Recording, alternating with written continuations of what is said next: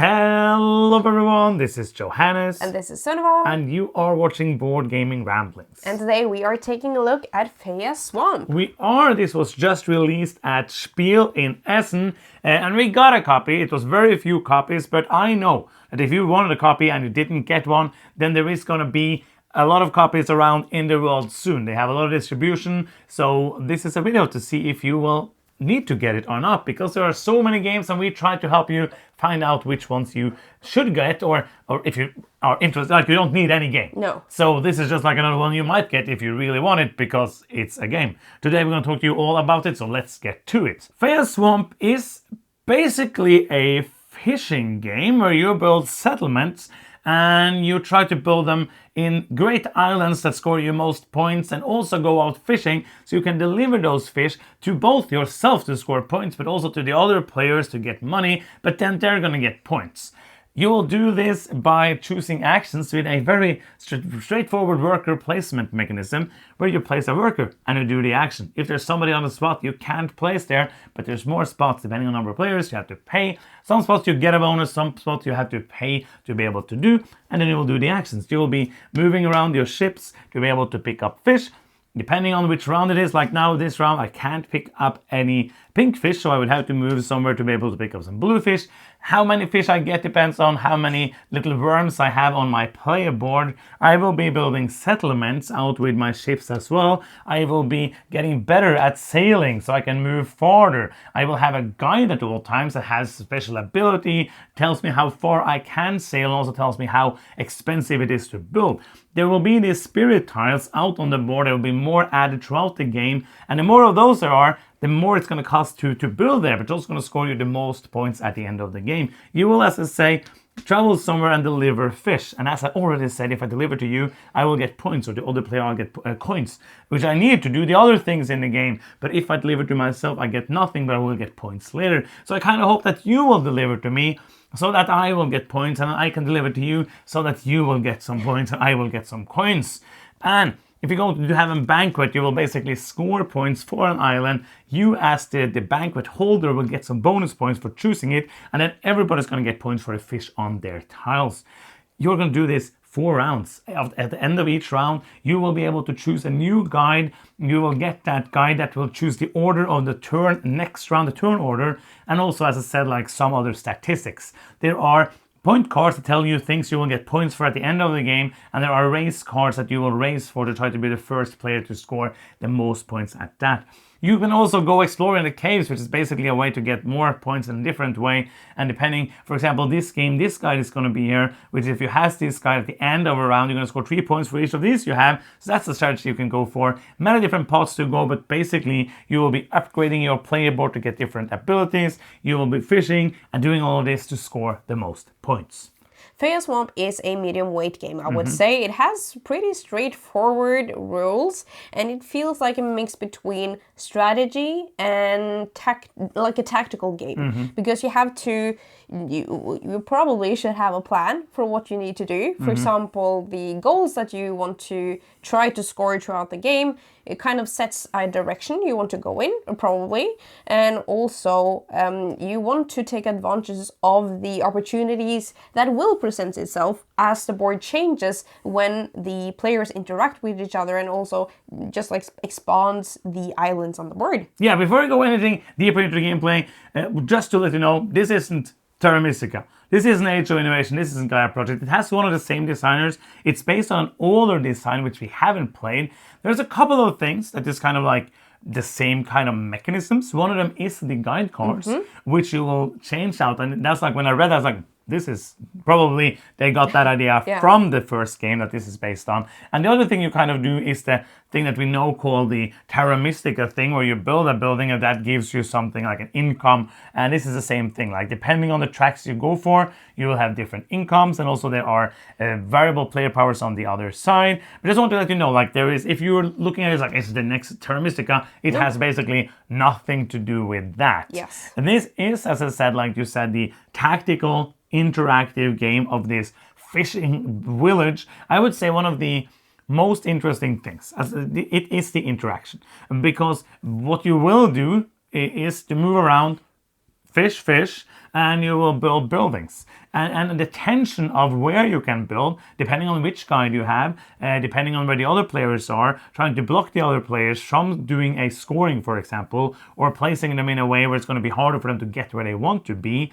and getting the timing of the worker placement spots here, I feel like it's a very nice worker placement game because the timing of that is important, but then you also add the timing of the board and the decisions of when and what to do, and it becomes a pretty interesting game. Absolutely. I've been in so many positions where I've been like thinking, I really want to do, for example, the build action is quite popular a bit among the players, and that will get filled up sometimes very quickly. So even though in an ideal world I would like to do some fishing first to move closer to where I want to build, I have to go there before it's occupied. So I might do another action that's not good for, like, the best for me to be able to do that action at all. So sometimes it feels like, or a lot of times it feels like a tight worker placement game in that regard. There is really not any luck in this game, except for, of course, if you are one of those people who says there's luck in chess,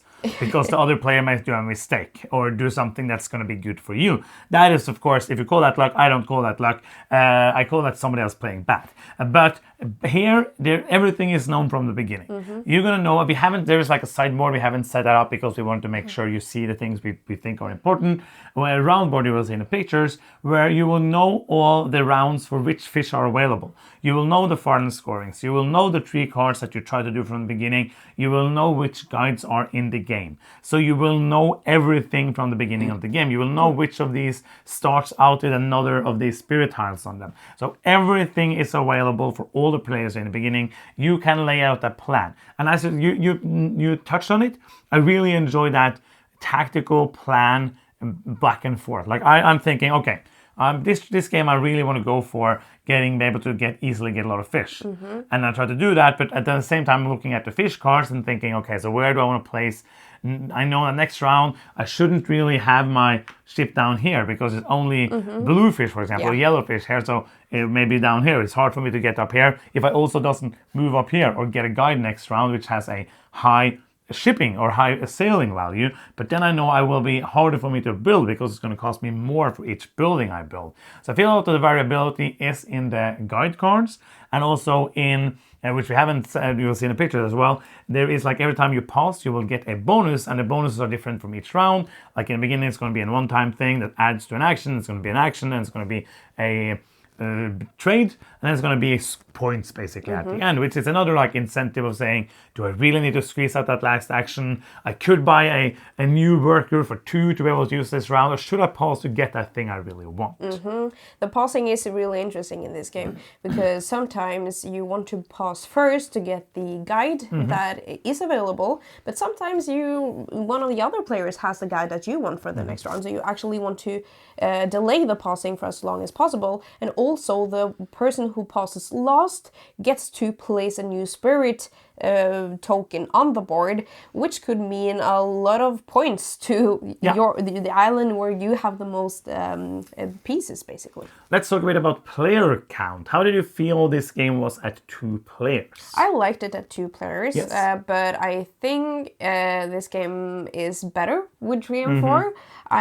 Yes, it adds a bit more time, but I feel like the interaction you get from this is absolutely worth playing it with 3 or 4 players.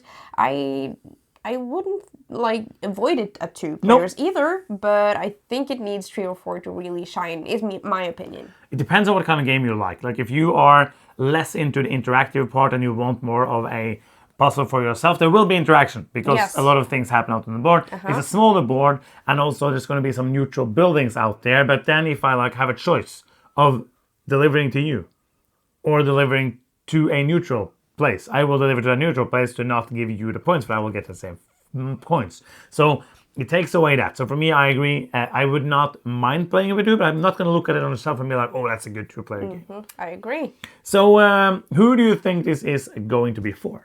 I think if you like interactive medium games, Yeah. and also it's a great worker placement game. So if you're into that, I would mention though that if you're looking for a game with widely different player powers, Yes. this is not it. No, it's you mentioned that the boards have some abilities, but they're minor differences. Like you reach a bonus on a track faster.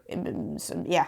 It's a bit more nuanced than that. Like one of them has an extra worker, one gets more fish easily, and then the small third changes. one. Yeah, but it's not like you might play differently, but it's not like, oh, this is another player power is going to play completely different. Not like the player powers in Terra Mystica, for example. For example, I would say like the biggest selling point I would think for a player of this is the interaction, because there's more interaction in this than in a lot of newer Euro games. So I think that if you're looking for that, this might be something for you.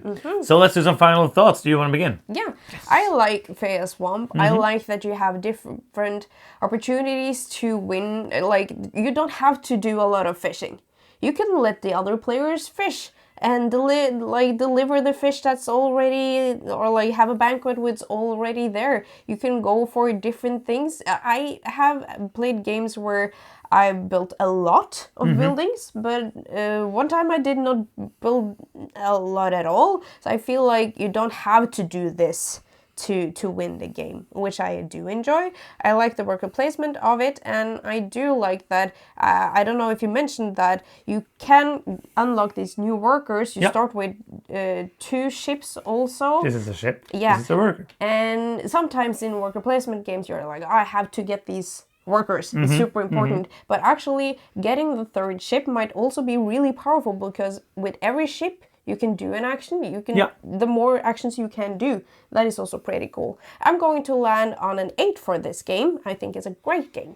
I agree with you. I don't agree that I don't think you can play this game without doing a lot of fishing, because fishing is the only thing that gets you coins. So if you're not going to build anything, you're not going to fish, you might just get this and do this thing. But you're probably able to win in any strategy in this game because you're good at games.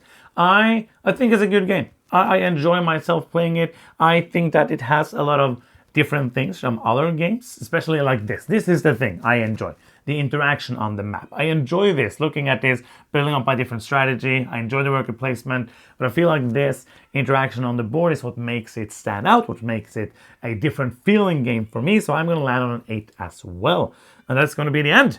Yes, if you are here still and you haven't yet, you can subscribe. Yay! Thank you so much for watching. I'm Johannes. I'm Zenova. And you've been watching Board Gaming Ramblings, and bye-bye.